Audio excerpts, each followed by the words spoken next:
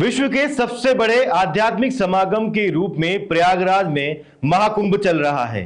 45 दिन के इस महाकुंभ को लेकर जिस तरीके से प्रयाग पूरी तरीके से तैयार है, तो वहीं तैयार है वहां पर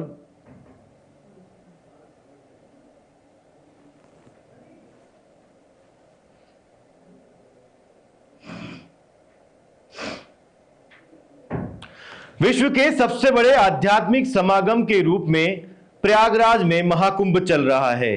13 जनवरी से इस महाकुंभ की शुरुआत हुई और अब तक करीब 6 करोड़ से ज्यादा लोगों ने यहां पर श्रद्धा की डुबकी लगा ली है। लेकिन वहीं कहीं और आंसू भी बह रहे हैं, और वो आंसू क्यों बह रहे हैं शायद आप इस वक्त यहां देख पा रहे होंगे। जिस तरीके से हर्षा रिछारिया महाकुंभ में पहुंची, उनसे इंटरव्यूज हुए, उन्हें साध्वी कहा गया, बाद में आया कि वो एंकर है, मॉडल है, इन्फ्लुएंसर है, उनकी कई सारी तस्वीरें आई।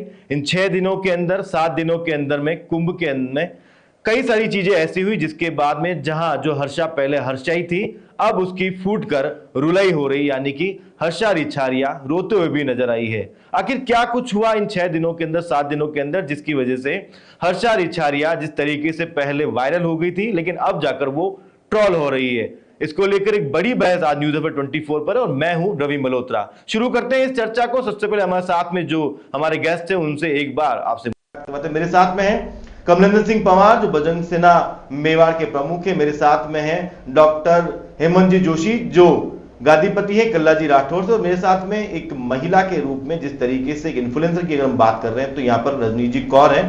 आप सभी का बहुत बहुत स्वागत है इस खास बहस में, जिसमें हर्षा रिछारिया को लेकर मुझे लगता है कि जितने भी इन्फ्लुएंसर हैं या जितने भी ब्लॉगर्स हैं या जितने भी यहाँ पर सोशल मीडिया के लोग हैं, वो फिलहाल उसको कवर करना चाह रहे हैं। कुछ और भी लोग हैं वहां पर में। लेकिन मैं चर्चा को शुरू करूं उससे पहले हम आप थोड़ा सा यहाँ पे डाल देते कि अभी कुछ जो नया एक बयान आया हर्षा रिछारिया का, वो ये है कि वो कह रही है कि अब मैं अपने गुरु का जो अपमान है वो बर्दाश्त नहीं कर पाऊंगी।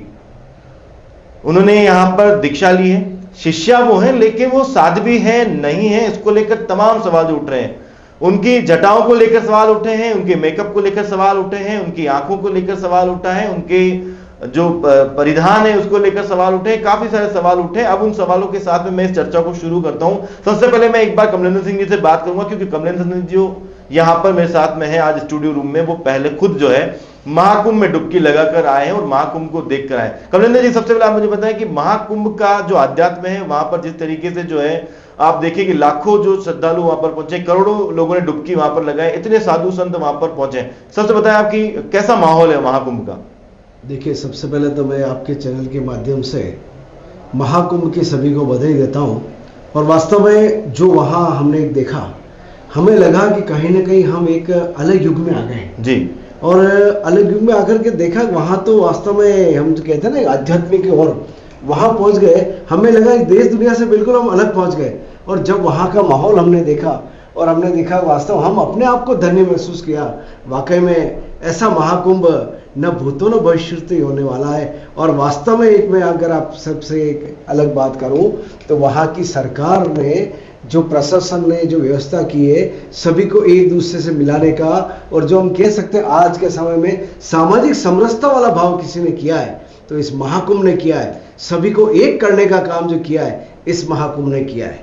आपने ये भी सुना होगा वहां पर में कि जिस तरीके से जो हर्षा रिछारिया है वो वहां पर है इस वक्त महाकुंभ में। जब वो आई थी तो उस वक्त वो एक खास जो एक गुरु का रथ होता है, पेशवाई जिसको कहा जाता है, उस पर विराजमान थी। मैं इस बात के लिए जो हेमंत जी जोशी है, डॉक्टर हेमंत जी जोशी गादीपति है कल्लाजी राठौर बाबू जी के, क्योंकि आप खुद गादीपति है, कितना महत्व होता है किसी गादी पर इस तरीके से विराजना जब किसी गुरु की गादी होती है। तो रवि जी, सबसे पहले एक बात मेरे मन में चल रही है कि जितने भी इस चैनल को देख रहे हैं, इस माध्यम से पता चलना चाहिए कि इसको महाकुंभ क्यों बोला जा रहा है जी। कि 12 पूर्ण कुंभ होने के बाद 144 साल बाद जो कुंभ लगता है उसे महाकुंभ कहा जाता है। बिल्कुल। और दूसरी तरफ यह आस्था की डुबकी है, मोक्ष की डुबकी है। एक महाकुंभ में यह सब बातें छोड़कर और एक महत्वपूर्ण विषय चल रहा है हर्षा का। सही बात। अभी चारों तरफ जो साधु संत सालों की तपस्या करके और इस मुकाम तक पहुंचे हैं कि आज उन्होंने ये लक्ष्य हासिल किया है, और 2 साल केवल गुरु मंत्र लेके, मंत्र दीक्षा लेके आप फेमस होने के लिए इस लक्ष्य को अपनाकर कुंभ पे पहुंचे हैं, तो ये तो सरासर गलत है। और एक जो कहते हैं ना महाकुंभ के अनुयायी पीठाधीश मंत्र बोला जा सकता है, वो अपने रथ पे इनको बिठाकर महाकुंभ में पेशवाई कर रहे हैं। तो एक गुरु के पास में एक शिष्य को बैठने के लिए सालों बीत जाते हैं, और ये 2 साल में इतनी निकटता क्यों कि वो पेशवाई करने के लिए आतुर है। और दूसरी बात, जितने भी मीडिया और जितने भी इन्फ्लुएंसर और जितने भी सोशल मीडिया दूसरी चीज़ों को न दिखाकर केवल इस हर्षा के पीछे ही पड़े हुए हैं, क्यों कि उनको एक मसाला चाहिए था। उन्होंने ये नहीं देखा कि इसके अलावा भी कि भारत आस्था का केंद्र है, विश्वास का केंद्र है, और ये महाकुंभ अब 144 साल बाद आएगा। जितने भी महापुरुष, सज्जन पुरुष और जितने भी योगी तपस्वी जो एक टांग पे खड़े हैं, कांटों पे सो रहे हैं, मतलब बहुत घोर तपस्या कर रहे हैं, उनको क्यों नहीं दिखाया जा रहा है, और केवल इस हर्षा का विषय उठाकर इस महाकुंभ को मेला किया जा रहा है। तो मेरा यही कहना है कि जिस तरह से ये इसके ऊपर फोकस किया जा रहा है सरासर गलत है। ये महाकुंभ है, मोक्ष के प्राप्ति का एक बहुत बड़ा संगम है, तो इस पे फोकस किया जाना चाहिए। मेरे साथ में रजनी जी हैं। रजनी जी, महाकुंभ को लेकर हर्षा रिछारिया है, यहाँ पर वायरल हुई है, उसके बाद में ट्रोल हुई है। एक महिला होने के नाते आप क्या कहना चाहिए, लेकिन साथ में आप ये भी देखें कि किस तरीके से जो है यहाँ पर कमलेंद्र सिंह जी ने अपनी बात भी कही है, और यहाँ पर डॉक्टर हेमंत जोशी जो खुद गादीपति है कल्ला जी लड्डू, वो जानते हैं क्या नियम होते हैं कि उस गादी पर अगर ये विराज रहे हैं तो उस गादी की कितनी महिमा होती है, कितनी गरिमा होती है। लेकिन वहां पर फिलहाल जिस पर जो है अभी यहाँ पर हर्षा ने कोई साध्वी वो बनी नहीं है फिलहाल, और ना आगे कहीं लग रहा है कि वो साध्वी बनेगी, जिस तरह के उनके वक्तव्य आ रहे हैं। लेकिन अभी तक जिस तरीके से जो कुछ हुआ है, क्या ये पब्लिसिटी स्टंट मानते हैं आप इसको? देखिए, पहला तो मैं ये कहना चाहूँगी कि वो एक महिला है और ऊपर से सुंदर है, तो उसे ट्रोल किया जा रहा है। पहले तो वो वायरल हुई, फिर उन्हें ट्रोल किया जा रहा है। अब ये कहना कि किसी इंसान का आध्यात्म में आने का समय क्या होगा, वो उसका व्यक्तिगत चुनाव है, लेकिन हमने क्या किया है कि उसे सामाजिक मुद्दा बना दिया है। अब चूंकि हमने देखा है कि वो एक मॉडल रह चुकी है, एक्टर रह चुकी है, इन्फ्लुएंसर हैं, एक तरीके से एक सांसारिक जीवन वो जो है वो जी रही है काफ़ी सालों से, उनका विवाह भी अब तक नहीं हुआ है। तो आप ये मान के चलिए कि जब कोई इंसान मोह माया त्याग के ही अध्यात्म में आता है, होने के बाद में उनके परिवार को उनके विवाह की चिंता होने लग गई यहाँ पर में। उन्होंने बहुत जल्द, अभी कुछ दिन पहले जो इनके पिताजी का एक बयान भी आया था यहाँ पर कि उन्होंने लड़का देखना शुरू कर लिया है। जी जी, ये सब बातें तो बात की है। मैं तो पहले बात करना चाहूंगी कि जो उनको ट्रोल किया जा रहा है वो क्यों किया जा रहा है। वो सिर्फ एक सुंदर है इसलिए उनको ट्रोल करना गलत है। सुंदरता ईश्वर की देन है। अब वो किस समय पे आकर आध्यात्म की राह चुनती हैं। देखिए कि मैं आपको एक उदाहरण दूंगी। हमारा सबसे बड़ा महाकाव्य जो रामायण है वो लिखा था वाल्मीकि जी ने सॉरी। तो आप मुझे ये बताइए कि वाल्मीकि जी कौन थे। मुझे बताने की जरूरत नहीं है कि वो एक डाकू थे, और बाद में उनको कब समझ में आया कि मुझे आध्यात्म की राह पे आना चाहिए, और उन्होंने आके इतना बड़ा महाकाव्य लिखा जो हजारों सालों से चला आ रहा है और हमें इतना गाइड कर रहा है। तो ये तो एक व्यक्तिगत विषय है कि हम आध्यात्म की तरफ कब जुड़ते हैं। अगर हम यहाँ पर एक महिला जो कि काफी सालों से ग्लैमर में रही हैं और 2 साल पहले शायद उन्होंने संन्यास भी लिया है, जितना कि मुझे पता लगा है। देखिए, समय लगता है मोह माया त्याग करके। सबसे बड़ी जो तपस्या है वो तो यही तो है, सिर्फ जटाएं लगा के या फिर आप जाके कहीं बैठ गए और तपस्या कर रहे हैं, ओम का जाप कर रहे हैं। जी जी, आप ओम के जाप कर रहे हैं, इसका मतलब ये नहीं है कि आपने संन्यास ले लिया। सबसे पहले आपका मन पवित्र होना चाहिए और वो डिसाइड आप ही करेंगे, क्योंकि वो ऐसी इंडस्ट्री से आई है जहां पर वो लोगों को इन्फ्लुएंस करती है। यहाँ पर हमने ये नहीं देखा कि वो महिला एक इन्फ्लुएंसर है। अगर वो अपनी ऐसा जीवन छोड़कर, ऐसी मोह माया को त्याग कर आध्यात्म की तरफ बढ़ रही है, हमारे सनातन की तरफ बढ़ रही है, हमने क्या किया, हमने पहले तो वायरल किया। वायरल हमने किया, मैं कहूंगी कुछ मीडिया कर्मी ने जिनको सिर्फ मसाला चाहिए होता है या व्यूअरशिप चाहिए होती है, उन्होंने उसको साध्वी का नाम दिया। जहां तक मैं जानती हूं उन्होंने कहीं पर भी आके ये नहीं कहा कि मैं साध्वी हूं, वो सिर्फ उस राह पर चली थी और हमने क्या किया, उनकी टांग पकड़ के खींच लिया। तो देखिए, एक बच्चा भी होता है ना, जब वो चलना सीखता है तो गिरता है, पड़ता है, फिर आगे बढ़ता है, उसको समय लगता है चलने में। पर यहाँ पर भी वही राह थी, वो छोड़ेंगी कुछ, फिर थोड़ा कुछ छोड़ेंगी, करते करते वो बढ़ती। लेकिन सबने सिर्फ उनके लुक को लेकर, उनके बालों को लेकर, उनके मेकअप को लेकर जिस तरीके से ट्रोल कर दिया। अब आए दिन उनकी खबरें चल रही है। तो एक तरीके से हमने सिर्फ हर्षा को ही नहीं, जो हमारी पीढ़ी है, जो आप देखा जाए तो कितनी भटकी हुई है। हम देख रहे हैं हमारे बच्चे किस तरीके से इंटरनेट पे क्या क्या देखते हैं, किस तरह का कल्चर अभी बॉलीवुड के थ्रू मिला है। तो अभी मानते हैं इसके अंदर में इनको जिस तरीके से दिखाया गया है वो वहां पर गलत था। बिल्कुल। हेमंत जी, मैं आपसे भी ये सवाल करना चाहूंगा कि यहाँ पे रजनी जी जिस तरीके से बता रही है कि वो तो सकता है कि आध्यात्म की राह पर यहाँ पर हो सकता है कि हमने उन्हें सनातन की रोक राह दिया। पर यहाँ पर हो।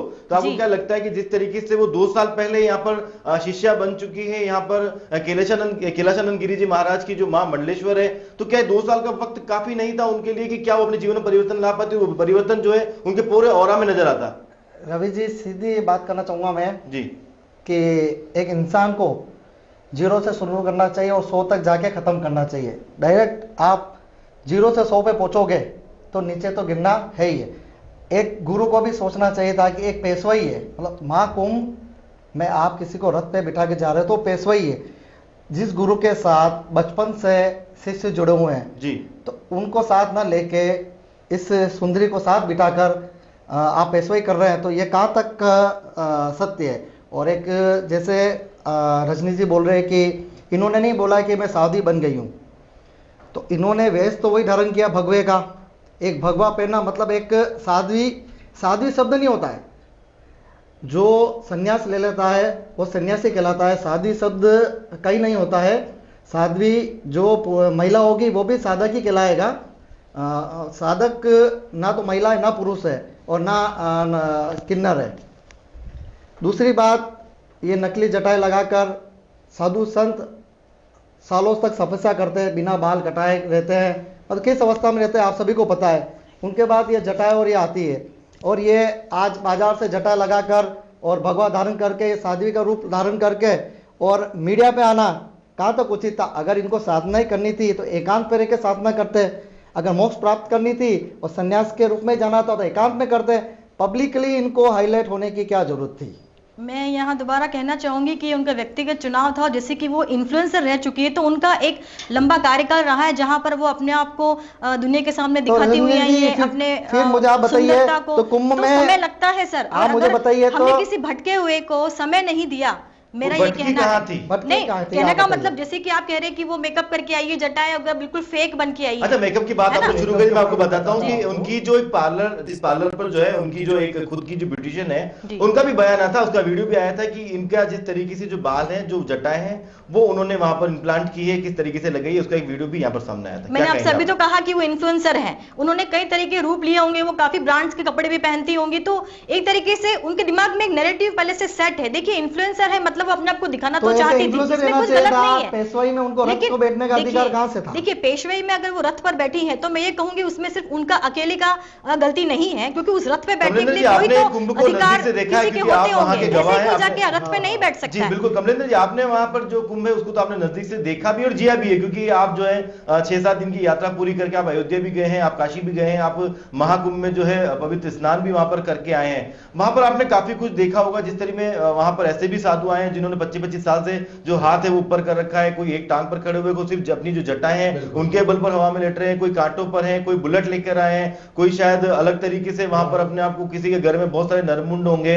तो क्या वहां पर वो जो लोग भस्म लगाकर रम रहे हैं, क्या उनके मेकअप में और जो एक आध्यात्म का जो मेकअप नहीं कहूंगा मैं, आध्यात्म का जो उनके ऊपर जो भस्म लगा हुआ था, कितना फर्क समझते हैं आप इन चीजों में? देखिए, बहुत बड़ा, वो तो सनातन का भस्म हम कह सकते हैं। वो मेकअप देखिए वास्तव में सनातन का मेकअप है। जैसा कि रजनी दीदी ने बताया कि मेकअप और सुंदरता, और मेकअप और अगर सुंदरता देखनी है तो आप उस महाकुंभ में आइए। वास्तव में मैं बताऊं आपको, वहां जो नागा साधिया हैं या अघोरी हैं, जो आप उनका रूप रंग देखिए, उनको किस रूप से हम देखते हैं, उनकी सुंदरता देखिए आप। क्या नकली बाल लगाने से या नकली वो लगाने से कोई साधु साध्वी नहीं हो जाते हैं। देखना है तो उस कुंभ में आकर देखिए और वहां की वास्तु स्थिति देखिए, और वहां की जो साधियों को आप देखते हैं। जब उस महाकुंभ के अंदर जब 14 तारीख को ऐसा स्नान था तो 400-500 करीब जब वहां साधियों आई, और उनका आप रूप रंग, वो स्नान करने के बाद भी, नहाने के बाद भी उनका स्वरूप कैसा निकलता है, ये देखिए। हमें वहां ये नहीं कि वो इतनी सुंदर हो गई, ये हो गई, ये नहीं। आप उनकी शरीर की इच्छा मत आप देखिए किस तरह से उनके भाव हैं, हमें उनके देखने के भाव, ये हम लोगों ने वास्तव में देखा है। एक बार महाकुंभ के अंदर आप जाकर के देखिए, वहां अघोरी साधु मिलेंगे, आपको नागा साधिया मिलेगी, आप उनको ऊपर ध्यान दीजिए। आप एक जैसे चैनल वाले ने कह दिया कि उसको हाईलाइट कर दिया, अरे क्या वहां जाकर के हम दूसरों को हाईलाइट नहीं कर सकते क्या?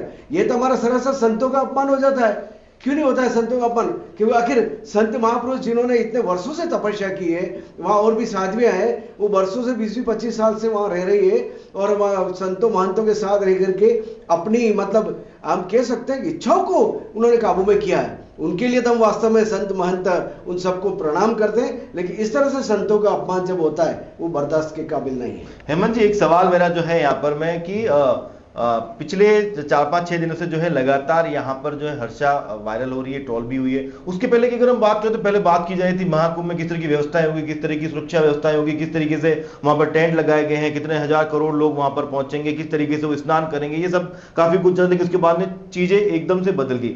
अब फिलहाल जो है यहाँ पर हर्षा रिछारिया जो है वो रोते हुए नजर आई और उसका ये कहना है कि मैं अगले 3 दिन के अंदर जो है कुंभ छोड़ के जो है उत्तराखंड चली जाऊंगी। देखिए, आपने बहुत अच्छी बात की कि उन्होंने हथियार डाल दिए, और असली साधु और संत होता ना, वो कभी जीवन भर हथियार नहीं डालता है। चाहे आंधी आएगा, चाहे तूफान आएगा, वो पीछे मुड़ के नहीं देखेगा। अगर उन्होंने सनातन धर्म का और संन्यास का जीवन अपनाया है और उनको मोक्ष प्राप्ति की तरफ अगर गए हैं, तो उनको इस अपने रास्ते पर अड़िग रहना चाहिए था। उनको ऐसा लगता है कि मतलब लोग ट्रोल कर रहे हैं तो उन तरफ क्यों ध्यान दे रहे हैं? उनको अपना अगर रास्ता पता पड़ गया है, उन्होंने अपना मार्ग चुन लिया है, तो उस मार्ग से विचलित क्यों हो क्या रहे हैं? कहेंगे आप इसमें कि क्या अगर लगता है कि हमारा जो एक पॉइंट है, हमारा ये जो चीजें हैं वो स्पष्ट हो चुकी है कि मुझे सनातन की राह पर जाना है, और अब फिलहाल वो महाकुंभ छोड़ने के लिए उनका एक बयान है, और मुझे तो लगता है कि क्या वाकई में महाकुंभ छोड़ देगी 3 दिन बाद में? देखिए, ये कलयुग है, जैसे कि आप जानते हैं, इतना आसान नहीं है मोह माया को त्याग के और आध्यात्म की तरफ बढ़ना। उन्होंने एक प्रयास किया, और फिर आप देखिए कि जैसे अभी हमारे साथ बैठे मेहमानों ने भी बताया है कि वहां पर इतना कुछ है नोटिस करने के लिए, बहुत सालों से तपस्या कर रहे हैं लोग। अब आप ही देखिए कि हम भी यहाँ बैठ के बहस किसके बारे में कर रहे हैं? एक सुंदर साध्वी का वर्ड क्या आया मीडिया के अंदर कि हम उनके पीछे पड़ गए। मतलब एक महिला, मैं मानती हूँ कि उर्मिला, मेनका, रंभा जैसी काफी रही है जिन्होंने बड़े बड़े संन्यासों की भी वो भंग किए, तो फिर ये तो कलयुग है, यहाँ तो आसानी से भंग किया जा सकता था। क्यों हम यहाँ बैठकर हर्षा रिछारिया के बारे में बात कर रहे हैं? क्यों वहां के बाकी संतों के बारे में बात नहीं कर रहे? बहुत सिंपल सा लॉजिक है कि सुंदरता हर किसी को आकर्षित करती है। अब चूंकि उन्होंने एक प्रयास किया था और एक अच्छा एग्जाम्पल सेट हो सकता था कि जब उनको, देखिए बाई मिस्टेक ही कहिए कि उसको साध्वी कहा गया और वो वायरल हो गई, अगर उस चीज को हमने पॉजिटिव लिया होता तो शायद वो काफी लड़कियों के लिए एक एग्जाम्पल होती, जो आज की राह में आप देखिए क्या हर्षा रिछारिया ने इसका अपोज किया कि मुझे साध्वी क्यों कहा गया? मैं साध्वी नहीं हूं, मैं सिर्फ अभी तक शिष्या हूं, मैंने सिर्फ जो है अभी फिलहाल जो है उनसे दीक्षा ली है, लेकिन अभी साध्वी जीवन नहीं शुरू किया है। ये भी तो हो सकता है। देखिए, जीवन में जो कुछ भी होता है ईश्वर की मर्जी की बिना नहीं होता। 2 साल पहले उन्होंने शायद संन्यास लिया था और 2 साल से वो प्रयास कर रही थी कि मैं इस चीज को छोड़ के सांसारिक दुनिया को और प्रवेश कर जाऊं आध्यात्म में। शायद उन्हें चुना होगा ये 140 साल का महाकुंभ, और हो सकता है ईश्वर ने भी चुना हो, लेकिन जिस तरीके से सामाजिक मुद्दा हमने इसको बना दिया उनके व्यक्तिगत फैसले को, भगवा इतना कमजोर नहीं है। उन्होंने भगवा धारण कर रखा है, जैसे कि आप देखोगे बैक में है, तो उन्होंने भगवा धारण कर रखा है। तो भगवा इतना कमजोर नहीं है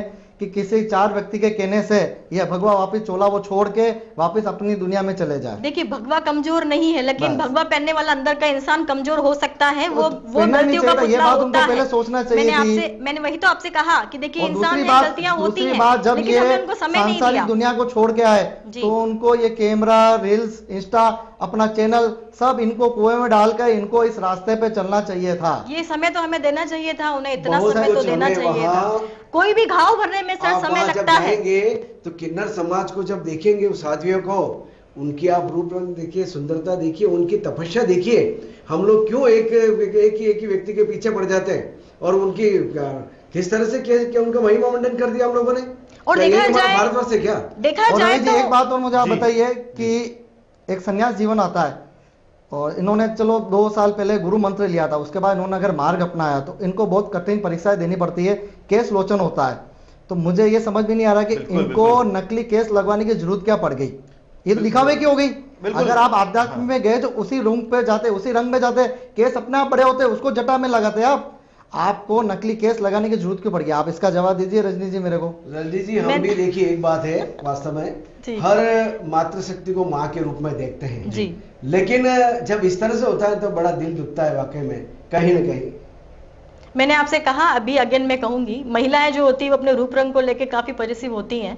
उनके लिए अगर कोई सच में त्याग है तो वो वही है कि अपने मेकअप को छोड़ के अपने बालों का, कि आप जो कह रहे केश लोचन है, इतना आसान नहीं है। और जैसे कि वो इन्फ्लुएंसर है, मॉडल है, तो डेफिनेटली उनके लिए 2 साल का समय भी काफी कम रहा है। उन्होंने आके तो शायद एक कोशिश की, पहले सोचना चाहिए था जी इनको। जी जी। देखिए मैं यहाँ कहूंगी यहाँ पर कि यहाँ गलती मीडिया की भी तो है। अगर उनको देखिए, सुंदरता तो वहाँ पे काफी लोगों में, अभी आपने कहा काफी सारी साध्वी भी खूबसूरत थी, क्यों हमने उन्हीं को ज्यादा दिखाया? आपने दिखाया तो वो फेमस हुई, तो वायरल हो गई। मैं उसी पर आना चाह रहा था। अगर हम जैन धर्म की बात करें, जिस तरीके से दीक्षा ली जाती है, अगर आप उस वक्त को वहां देखेंगे तो शायद आप रो पड़ेंगे कि जिस तरीके से जो वहां पर केश लोचन होता है, वहां पर अगर आप हल्का सा भी ये जाहिर कर दें कि आपको दर्द हो रहा है, इसका मतलब ये है कि आप उस परीक्षा में सफल नहीं हो, उस कसौटी पर आप खरे नहीं उतरते। उसके अलावा आपको जो वस्त्र है वो आपको जो है वो जो सांसारिक वस्त्र है, जिस तरीके से कि आप कलरफुल पहनते हैं, वो आपको छोड़ना पड़ेगा। उसके अलावा जिस तरीके से जो है आपको कहीं ना कहीं भिक्षा भी मांगनी पड़ेगी। और अगर वाकई में आप साध्वी रूप में आते हैं तो पहले घर में अगर आपको कुछ मिल जाता है तो वही आपके लिए। पेशवे रथ पे बैठने का कोई तो क्राइटेरिया डेफिनेटली होता होगा, तो उन्हें वहां कैसे बैठने दिया गया?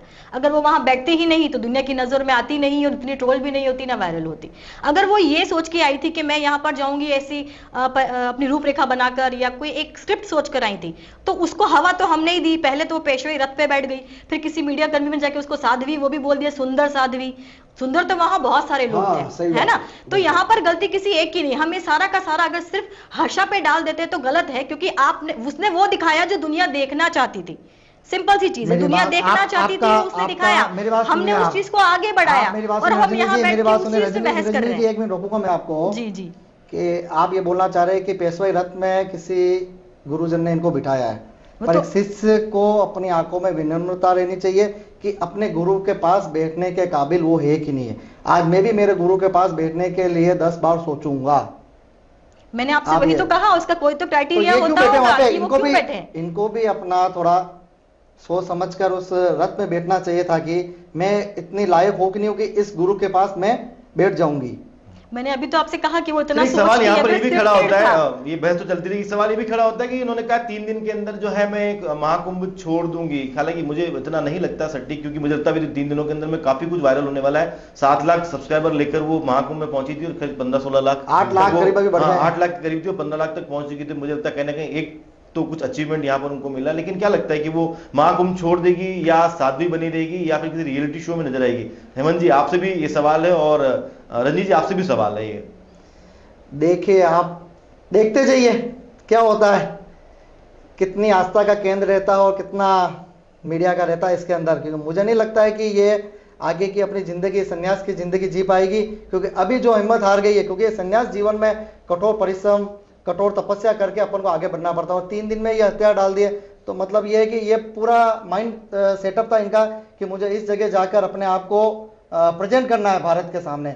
और आज भारत में नहीं, अभी तो पूरे वर्ल्ड में इनकी देखो, कहीं ना कहीं मीडिया में, हर मीडिया चैनल में इनका चल रहा है।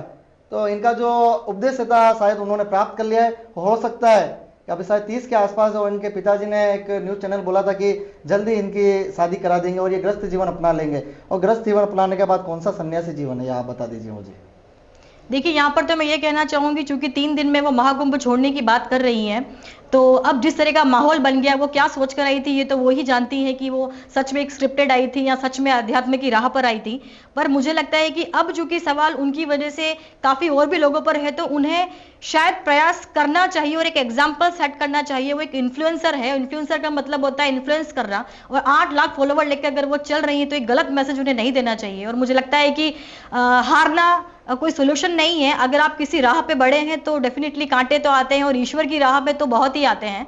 तो ये हो सकता है कि एक पहला कांटा था, हो सकता है आगे इससे भी बड़ी बड़ी चीजें उन्हें फेस करनी पड़े। अगर सच में भगवा धारण करके वो महाकुंभ में पहुंची है, और ऐसा महाकुंभ वो जो किसी की भी जीवन में, मेरे हिसाब से हमारी तो पीढ़ियां आगे 2 से 3 बाद ही देख पाएंगी, तो उसका फायदा उन्हें उठाना चाहिए। और सच में अगर दिल की सुने तो अगर उन्होंने स्नान किया है महाकुंभ में, तो उन्हें संन्यास अवश्य आगे बढ़ना चाहिए इस चीज के अंदर, ताकि ये जो एक चल रहा है कि भाई ट्रोल की जा रही है, और एक अगेन वो मैसेज आ गया कि औरतें सिर्फ इसीलिए ही यहाँ पर आई हैं, वो चीज खत्म हो। जैसे कि स्टीव जॉब की पत्नी भी यहाँ पर आई हैं, और उन्होंने भी कुछ समय के लिए अपना नाम कमला रखा है, और वो आई है। जब बाहर के लोग आकर हमारे सनातन धर्म को इतनी इज्जत दे रहे हैं, तो वो एक भारतीय महिला है, उन्हें डेफिनेटली इस चीज में आगे बढ़ना चाहिए। खैर ये अच्छी बात है वास्तव में अगर कुंभ में अगर आप जाते हैं एक बार, और महाकुंभ है, उसमें जाकर के अच्छे अच्छे व्यक्तियों का हृदय परिवर्तन हो जाता है। और अगर उनका भी हृदय परिवर्तन होता है और अगर आजीवन वो अपने आप को इस ओर ढल जाती है, तो वाकई में हम उनका साधुवाद धन्यवाद अर्पित करते हैं। ये सनातन की भूमि है, यहाँ सनातनी आएंगे। हेमंत जी, आपसे भी एक फाइनल कोट में चाहता हूँ यहाँ पर मैं कि जो आज की चर्चा है इसको हम पूरा करें। मैं आपसे भी चाहता हूँ फाइनल क्वेश्चन आपकी तरफ से भी हो। मैं तो पूरे भारतवासियों को एक ही निवेदन करता हूँ कि शायद ही अब सबके जीवन में ये कुंभ वापिस दोबारा आएगा, तो आप सब इसका जरूर लुत्फ उठाइए। और हर्षा जी, अगर बात मेरी पहुँच जाती है तो आप हिम्मत मत हारिए। अगर आपने ये रास्ता अपनाया है तो सादगी से, मन की सुंदरता से इस रास्ते को अपनाइए और स्टेप बाय स्टेप आगे बढ़िए। आप आपकी मंजिल तक जरूर पहुँचेंगे। चलिए, आज की इस खास चर्चा में जिसमें हमने बात की यहाँ पर हर्षा रिछारिया को लेकर कि आखिर महाकुंभ में जो कुछ चल रहा है, उस महाकुंभ के अंदर में हर्षा रिछारिया जो है इतना यहाँ पर वायरल भी हुई और ट्रोल भी हुई है। लेकिन फिलहाल 3 दिन बाद जो है उन्होंने कहा कि 3 दिन में मैं महाकुंभ छोड़ दूँ। इसको लेकर मेरे साथ बने थे कमलेंद्र सिंह जी पंवार, आपका बहुत बहुत धन्यवाद। मेरे साथ में गादीपति गल्ला जी राठौड़ से यहाँ पर जो है उनका भी बहुत बहुत यहाँ पर धन्यवाद, और हेमंत जोशी जी का और मैडम रजनी जी को। और आपने महिला होने के नाते अपनी बात कही है, हम हर एक चीज़ का यहाँ पर सम्मान करते हैं। और रही बात, आपने एक सवाल यहाँ पर किया था, उससे मैं जरूर जवाब देना चाहूँगा कि हम इस बात पर बहस इसलिए कर रहे हैं क्योंकि बहस इसलिए यहाँ पर बन गई है क्योंकि वजह यहाँ पर महाकुंभ है। क्योंकि महाकुंभ 144 साल बाद ऐसा संयोग बना है जिस महाकुंभ के अंदर वो सब कुछ दिखाना चाहिए था, वो सब कुछ होना चाहिए था जो देश और दुनिया जानना चाहती है। लेकिन अगर कोई अपने निजी फायदे के लिए उसको कहीं डाइवर्ट कर रहा है तो उसका असली चेहरा भी यहाँ पर सामने लाना चाहिए, और यही मीडिया का जो है एक रोल होता है। फिलहाल हम वो इसी को अदा करें, और अगर आगे जहां पर, क्योंकि 45 दिन के महाकुंभ में काफी दिन बाकी है, तो न्यूज़ 24 आपको महाकुंभ की वो तस्वीरें भी दिखाएगा जो आपको बताएगी कि वाकई में